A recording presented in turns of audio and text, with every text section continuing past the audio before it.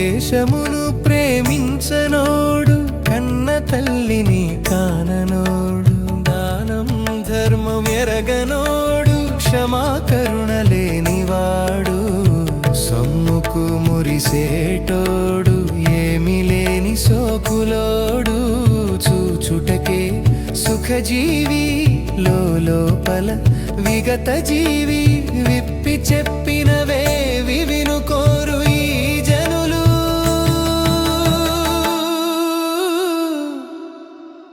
కప్పి ఉంచిన మాట కమ్మగా